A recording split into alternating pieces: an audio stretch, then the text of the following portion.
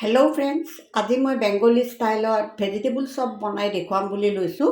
তাৰ বাবে মই ইয়াতে আলু 4টা বইল কৰি লৈছোঁ আৰু মেছ কৰি লৈছোঁ। ইয়াতে গাজৰ এটা লৈছোঁ ডাঙৰ চাই, বিট এটা লৈছোঁ ডাঙৰ চাই, সৰু সৰুকৈ কাটি লৈছোঁ মই ৰুকনিৰ দ্বাৰা, পিঁয়াজ এটা, কেঁচা মটৰ অলপমান আৰু বাদাম ভজা অলপ, আৰু ইয়াতে আছে আপোনাৰ আদা আৰু কেঁচা জলকীয়া মই অলপ থেতেলিয়াই লৈছোঁ।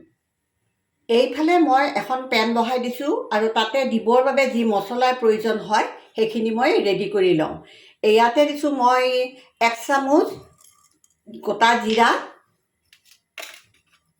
1 চামুচ গোটা ধনিয়া, জালুক দিছোঁ মই ইয়াতে প্ৰায় 15-20টামান, শুকান জলকীয়া 2টা দিছোঁ, আৰু ইয়াতে দিছোঁ মই ইলাচি 3টা, লং অলপমান আৰু ডালচেনি 2টা। এইখিনি মই এতিয়া অলপ সময় ভাজি ল'ম। ভজা হৈ যোৱাৰ পাছতে এইখিনি মই এটা মিক্সিৰ জাৰত ভালদৰে গুড়া কৰি ল'ম।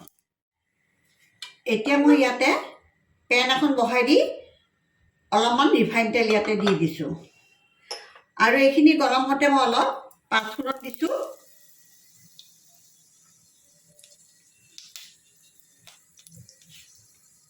আৰু কেঁচা পিঁয়াজ এইখিনি দি অলপ সময় মই ভাজি ল'ম।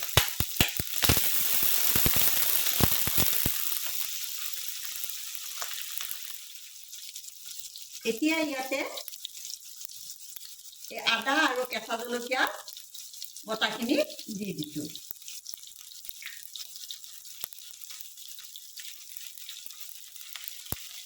ৰঙা কাশ্মীৰী জলকীয়াৰ গুড়া 1 চামুচমান দিলোঁ, হালধি অলপমান দিলোঁ,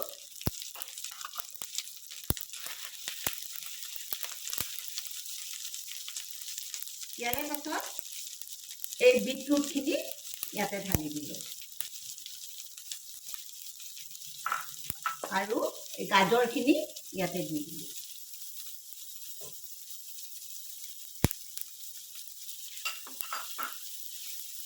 এইখিনি প্ৰায় 4-5 মিনিটমান সময় কম জুইত ঢাকনি দি ভাজিব লাগিব। ইয়াৰে পৰা একেবাৰে ফুলি যাব, অলপমান সিজি যাব।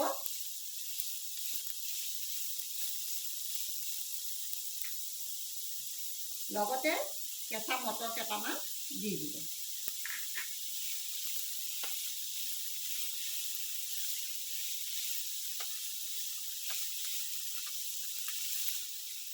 মই এতিয়া জুইটো মিডিয়ামত ৰাখি ঢাকনিখন মাৰি দিম।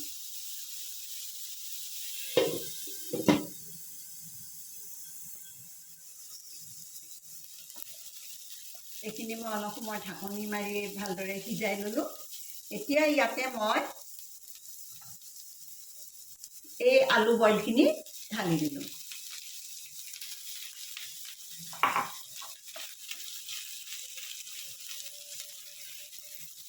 এইখিনি অকণমান ভালদৰে সানি ল'ব লাগিব।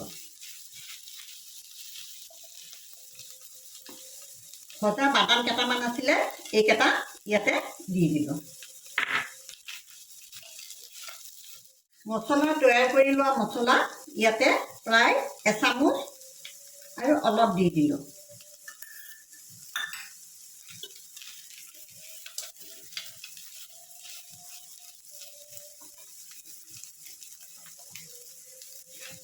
নিমখ আন্দাজমতে দি দিব। আমচুৰ পাউডাৰ 1 চামুচ দি দিব।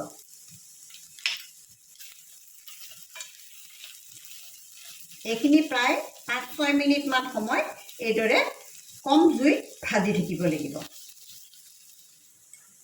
এইখিনি মোৰ হৈ গৈছে এতিয়া, আৰু শেষত আপোনালোকে ধনিয়া পাত দি দিব।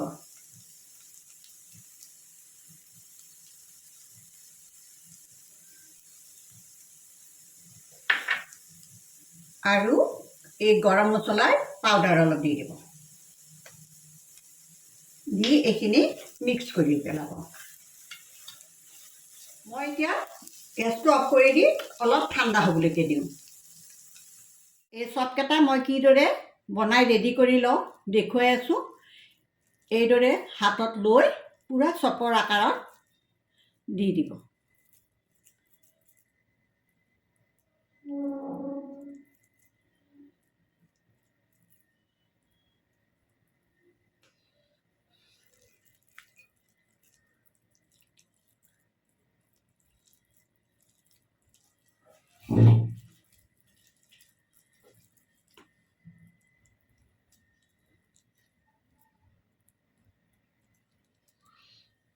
এয়া মোৰ আটাইকেইটা চব বনোৱা হৈ গ'ল। এইখিনি মই এতিয়া ৰেডি কৰি ল'লোঁ।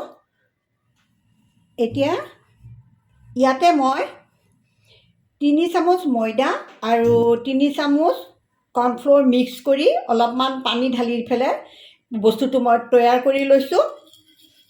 আৰু ইয়াতে মোৰ আছে ব্ৰেড ক্ৰাম্বছ। এতিয়া ইয়াৰে এটা মই ইয়াতে প্ৰথমতে ইয়াতে দি দিম।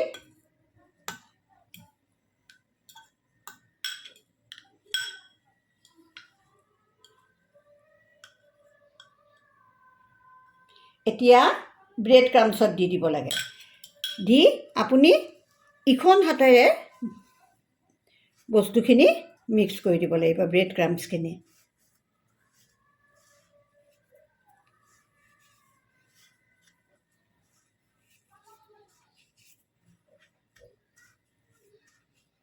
দি এইখিনি অলপমান হেঁচি হেঁচি দিব, নহ'লে তেলত দিয়াৰ লগে লগে ওপৰলৈকে উঠি আহিব। আৰু এটা মই কৰি দেখুৱাইছোঁ।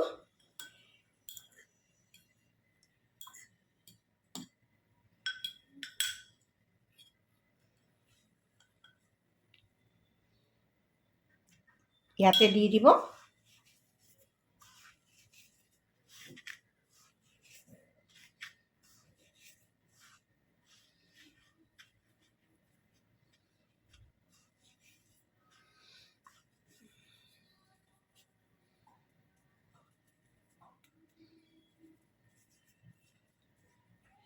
এইদৰে আপোনালোকে ৰেডি কৰি ল'ব।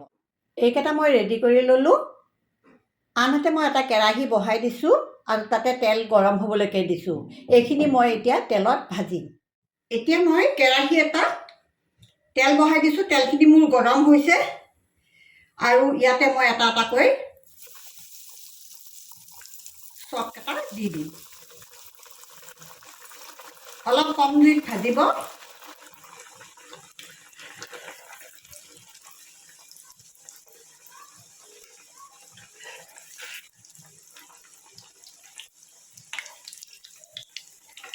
ৰঙচুৱাকৈ এইকেইটা ভাজি ল'ব।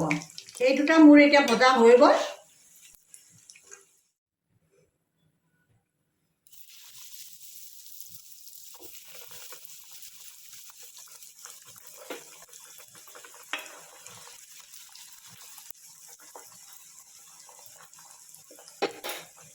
গোটেইকেইটা এইদৰে মই ভাজি লওঁ।